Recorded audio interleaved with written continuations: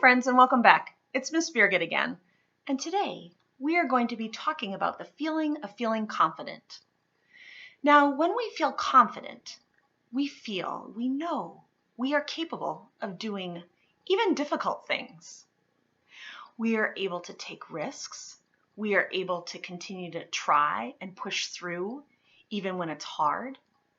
And sometimes, in order to find our confidence, in order to feel confident, we may need to use a tool or a skill, such as positive self-talk, to work through those feelings at first that we might have of feeling like we need to find our courage, find our bravery in order to take that risk and do the thing that we need to do. So the story I'm going to share with you today is historical fiction, and I found it really interesting. It's an interesting aspect of the Underground Railroad that I didn't know about until I read this book. So I'm excited to share it with you today. This book is called Secret Signs, and it's written and illustrated by Anita Riggio. I hope you enjoy. Secret Signs.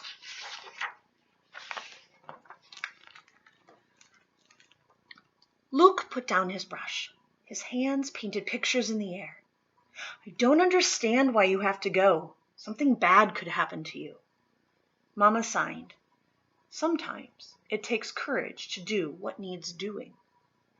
Luke shook his head. No, Mama, please. It's too dangerous. But Mama's eyes remained calm and gentle. We have a plan. This afternoon, we'll meet our contact at the general store. I will know her by her indigo shawl. She will know me by the sugar eggs we sell. It will be all right. You'll see.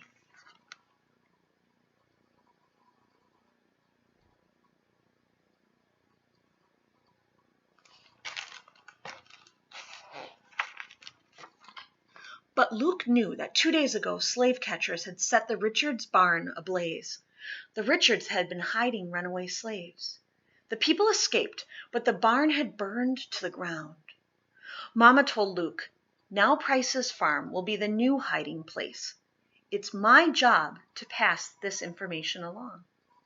Mama's hands returned to her work, but as she smoothed a maple sugar shell, Luke noticed her long fingers trembling a little. He looked away. The boy could not bear to think of his mother in danger.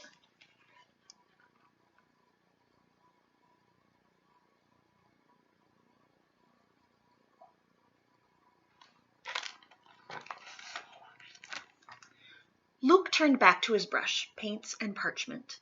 He had been painting for more than an hour, but it hardly seemed so. Now he peeled up the parchment and placed it at one end of the shell. After Mama rimmed the bottom half with icing, she placed the other half shell on top of the first, forming a delicate sugar-spun cradle for Luke's painting. Rolling green hills, a woman, a boy, and a dog by a shimmery stream. He handed the egg to Mama, who tilted it toward the light. Our family? Mama's hands asked. Yes, Luke answered, smiling. Somehow painting it had eased his mind.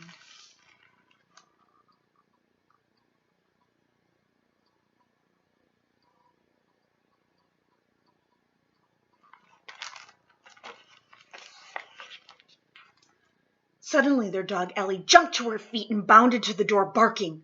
Luke felt the floorboards shudder. Someone was pounding on the door. Mama went to answer it. As soon as Mama raised the latch, a man pushed past her. A woman was behind him. Mama glanced at Luke, whose eyes grew wide at the sight of the intruders' grim faces. Slave catchers, Luke sighed. The man spoke to Mama, his lips curling back from his teeth.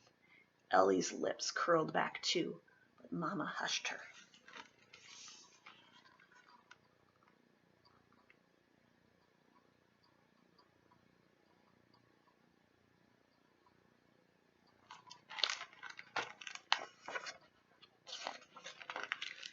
Squaring her shoulders, Mama shook her head.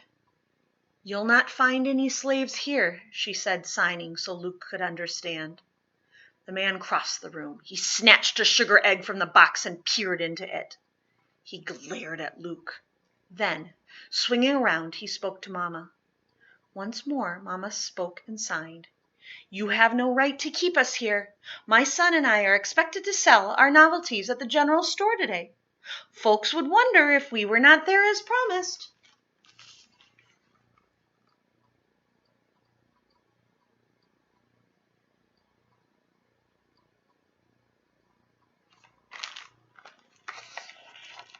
With one swipe, the man grabbed both of Mama's hands and held them fast. His face was so close to hers that his breath blew a few strands of her hair. Luke could still lip-read some of the man's words. Hiding, slaves. There was a rumbling in Luke's chest and throat. "No!" he yelled. Mama turned. Her dark eyes burned into his. "Be brave," they told him. Ellie went wild. The man batted at the dog. Ellie snapped at him, but Mama soothed her again. Luke read Mama's words as she spoke with one hand on the dog and one hand at her side. "Let us bring our eggs. No harm."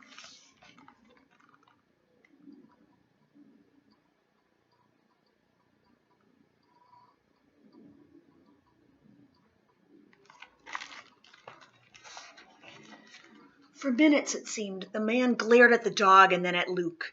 The man shoved the box of eggs across the table with one hand and grabbed the boy's collar with the other. "I'll take the boy," he sneered. Now it was Mama who cried out, "No!" Luke shook loose. "I'll deliver the message," he signed. Turning away from Mama, Luke snatched his brush, paints, and parchment and swept them into the egg box.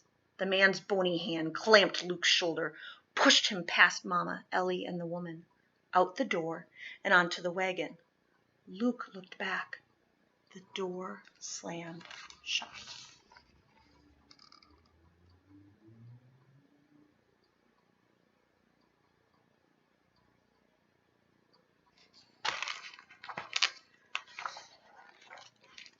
The boy's heart thudded.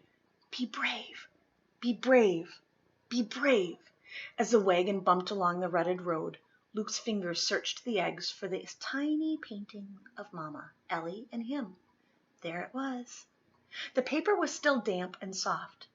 With a quick glance toward the old man, Luke pulled the painting from the shell, crumpled it, and let it drop to the ground.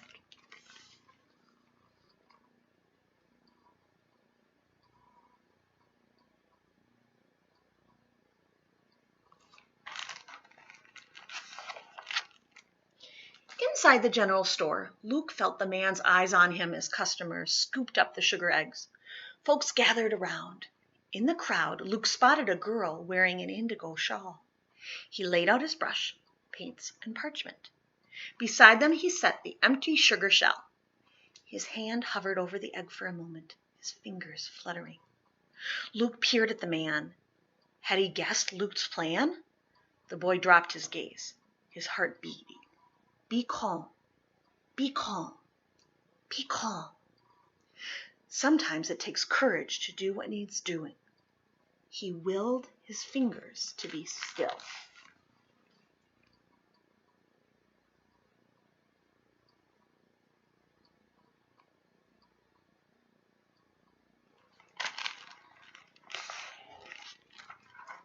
With the crowd looking on, Luke took up his brush and felt the weight of it. He fixed his eyes on the parchment. Brush, touch paint, then paper. Daub red, dash white, spot green, touch warm brown, swipe palest blue. When the boy finally looked up, he saw the crowd clapping approval at the miniature painting. Broad sky and sweeping meadow, road, pond, and hills. In the distance, a red barn and a white house. Beautiful, delicate. Folks nodded and grinned.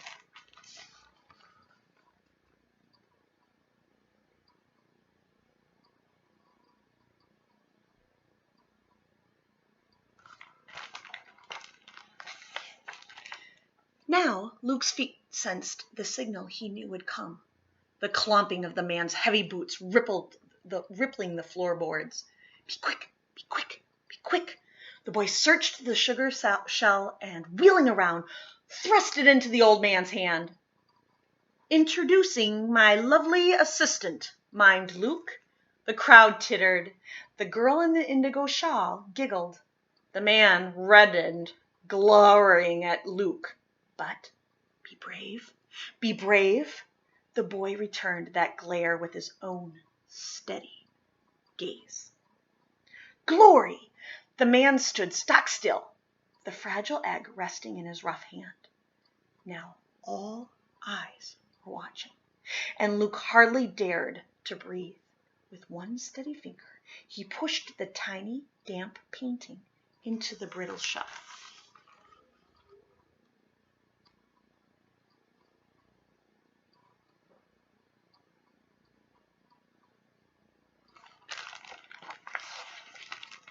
The crowd clapped. "Amazing! Wonderful!" Beaming, Luke took the egg from the man and displayed it. Then he bowed deeply, offering the precious egg to the girl in the indigo shawl. The man scowled and shuffled away. As the girl's lips moved, Luke again offered her the sugar shell. A slight frown turned down the corners of her mouth, and a question came to her eyes. But the boy persisted. He put the egg into her hands.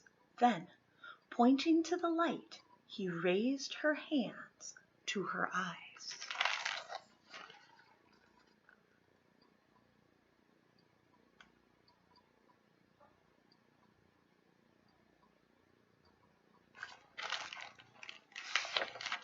Bewildered, the girl looked inside the egg. When her back stiffened, Luke knew she had understood. A dusty road winding past Gordon's pond. Beyond the pond lay a red barn and a white farmhouse with a smoking chimney. On the chimney a row of bricks was painted white. This was the secret sign. Here was a painting of the new safe haven, Price's farm. The girl lowered the egg and cradled it in her own hands. Glancing at the man, she took a coin from her purse and pressed it into Luke's hand. She held it there for a moment. "You have done what needed doing," her eyes told him. Then, with a nod, she swept out the door.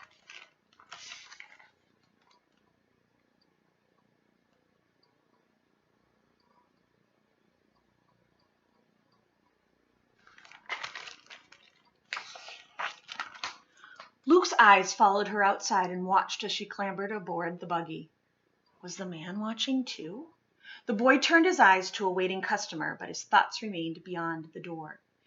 If he could lay his hand on the floorboard of that buggy, would he feel the heartbeat of someone hiding underneath? And would that someone feel his own heart quake? As the buggy lurched forward, Luke placed another sugar egg into the cupped hands of an eager child. "Look toward the light," Luke signed. "Look toward the light."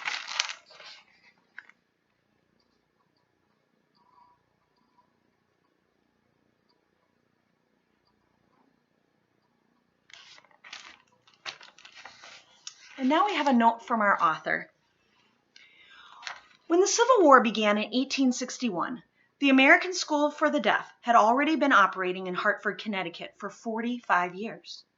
It was one of 24 schools for deaf children in the United States at that time.